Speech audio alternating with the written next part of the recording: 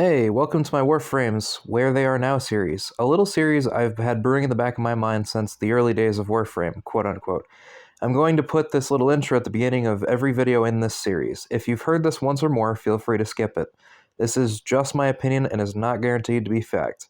Remember, with Warframe, everyone plays at least a little different from each other. That's why there's 52 frames as of making this intro, of course. That being said, I do plan on being as objective as I can with this series. But bias will always be a potential problem, and will definitely shine through in certain episodes, if not all. Now, that being said, I hope you enjoy the series. November 28th, 2023. Today we're talking about Nidus, the frame that's primarily comprised of rotting flesh.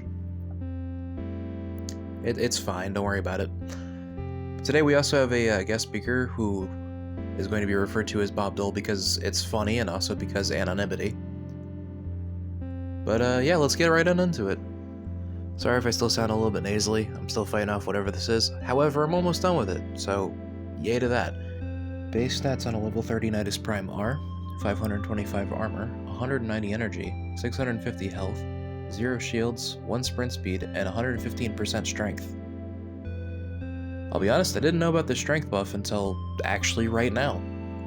Granted, that's because I usually throw on preliminary mods when I'm leveling up frames, but still. Good to know. As for Nidus's passive, well, he has a couple. Granted, only one of them is listed. He has health regeneration at 15 health a second at max level. It actually starts at 1 and gets higher as you level up with him. And as for his other one, he has mutation stacks, and if he has more than 15 when he dies, instead of dying, he just loses 15 stacks. It does cap at 100, however, he does have a passive augment called Abundant Mutation, which gives him an additional 200 max stacks.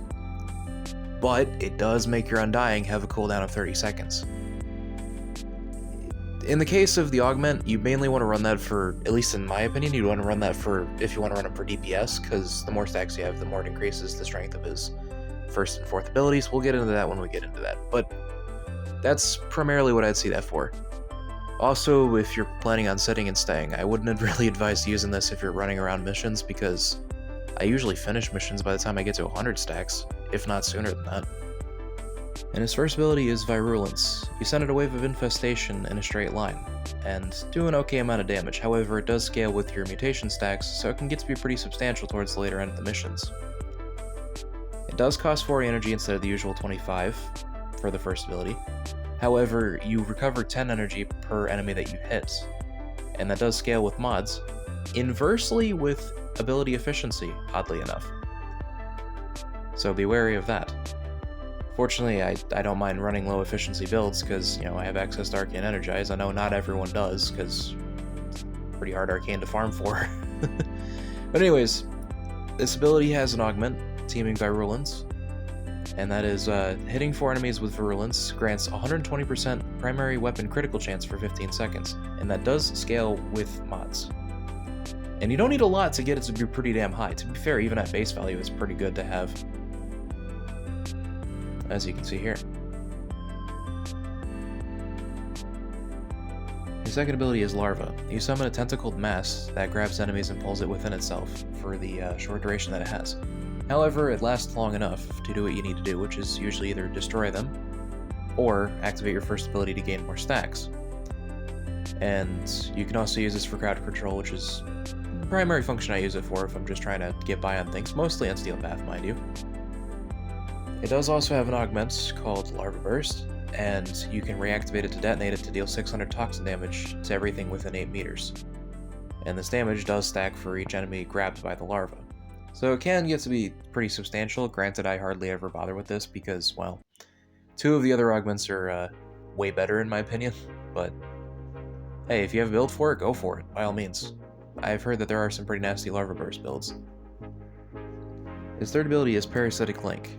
You can either link to an ally or an enemy, and if you link to an ally, both of you get an ability strength buff. If you link to an enemy, you have damage redirection for however long the target stays alive. Or the duration of 60 seconds, which is pretty long to be fair, at base value. The nice thing is this doesn't cost energy, this just costs 1 mutation stack. However, I do have it helmet off on all of my builds except for one that I'm not really using for anything right now, because I have Gloom instead. I like to have the extra CC. This one does not have an augment, which, honestly, I'm not sure how you'd augment this, but it really should have one. His fourth ability is Ravenous. He summons a massive infested around him, as well as some maggots. The maggots will go out and seek enemies and distract them for a while, so it acts as a pretty good CC. And you can also hit them with your Virulence to make them explode and deal pretty good damage against the enemies. Both the maggots and Virulence do scale off of your mutation stacks, so in the late game, they can hit pretty hard, and while your allies are in the infested mass, they also have health regeneration. A pretty substantial amount of it too, added with a base value of 23 a second, considering the 115% ability strength right off the bat.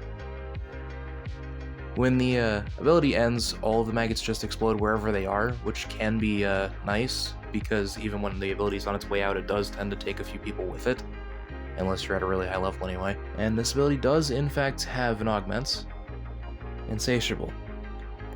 Nidus has a chance for additional mutation stacks while in the infestation. The base 60% chance increases with power strength and has multiple stacks, possible above 100%. This can be quite nice, especially in shorter missions. I actually really dig this augment, and I have it on one of my builds. And yeah, no, it's pretty potent. As for my build, as you can see, I have a bit of tankiness going on, and mostly range and strength, although I do have some duration creeping up there. I intend on replacing Transient Fortitude with Umbral Fiber, as well as, the Vitality and Steel Fiber with the Umbral variants once I have Umbral Forma to do it with. Such is the pain with this game, am I right? But once I do that, I'll actually have my ability duration back, and my strength will be pretty much unchanged. Don't have any Archon shards on him yet, however I do primarily plan on putting duration on him. However, with the announcement of additional types of Archon shards, I kind of want to wait and see on those, because if any of them give me range as an option, I'm going to be doing that. range would be pretty nice. I might do a couple in health regeneration as well. As for my other build though, it's pretty much the same exact as this one, but instead of teaming Virulence, I have Insatiable, because I do like the Insatiable, it's really nice. So as promised earlier on in the video, I have a special guest today, and he is a Nidus main. Let's hear him out. Nidus became my favorite early on game. His high health and high armor really help with survivability. The abilities he has are decent for producing critical chance with an augment, and to produce healing platforms, if you want to refer to them as that. Also, the ability to group enemies in one area really help. You can take a bunch out all at once, or just leave them hanging for a while. He pretty much holds his own through just about every mission, every type, depending on your build. Mine benefits for armor and health, along with strength, a little bit of duration. And his augment, Teeming Virulence, gives extra critical chance for any weapon you have equipped.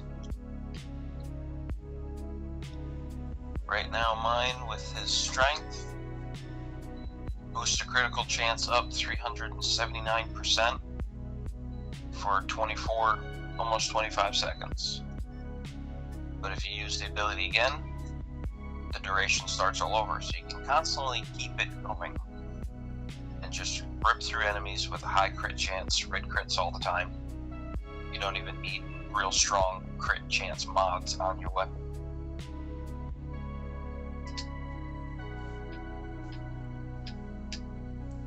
Anything else?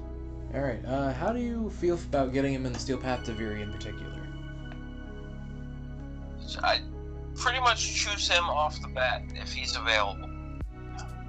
You get his, what are they called? His passive. You get his mutation stacks up to 15, and if you die, you don't die, you just are reborn again.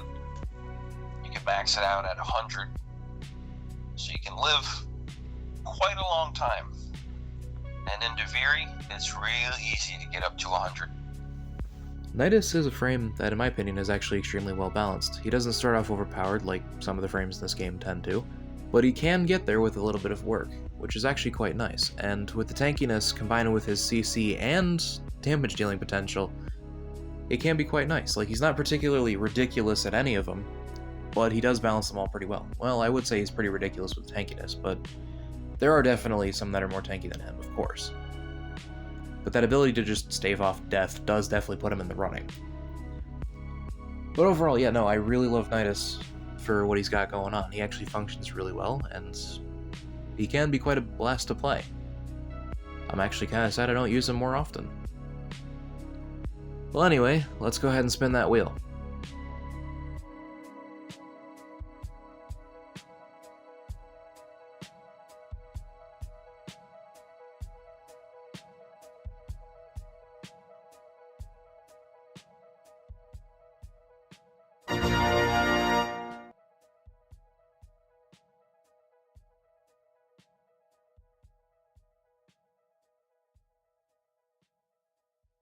I would like to thank Bob Dole for working with me on this video.